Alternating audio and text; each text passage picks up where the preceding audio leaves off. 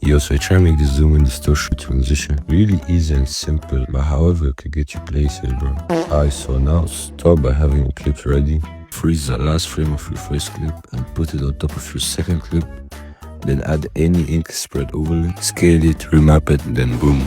Now add an adjustment layer, put friction noise, copy the settings on the first frame and these settings on the last frame. Then just finish by graphing them. Add linear color key and mask out the white. Then copy paste it on the ink overlay. Mask the fraction noise into the ink layer and then invert it.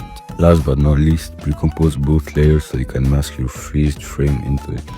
Then add bokeh and keyframe it from 0 to 20. Go back to your first layer, do a little scale up and graph your keyframes. Now for the actual effects, we're going to start by putting a little dissolve shake. Copy these exact same settings and keyframe the amplitude to 0.180. Next effect is glass wipe, and we're going to start it 2 frames earlier than the second clip. In the first 2 frames, copy these effects, and on the third, adjust the completion to 70. Then keyframe the completion and the displacement amount to 0. Next effect is the displacement map. Start by sliding in any shockwave overlay, remap it, keyframe the scale and the opacity, then pre-compose it. Add motion tile, copy these settings, then add your displacement map. Set your map layer to your shockwave, then adjust the max horizontal and the max vertical to 25. Now for the main character of this tutorial, we're gonna start by adding an adjustment layer. Make it start 1 frame earlier than your second clip. Then add your distortion blur. Copy these settings on the first frame, then on the second frame, keyframe your blur and warp amount and the rotation to these settings.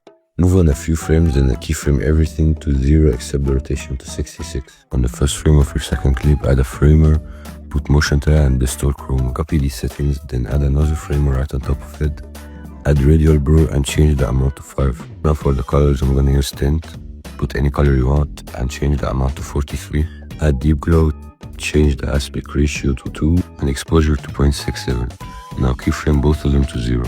Duplicate the last frame of your first clip and add color key. Choose any color on the frame that you want to remove. Add an adjustment layer between the 2 layers.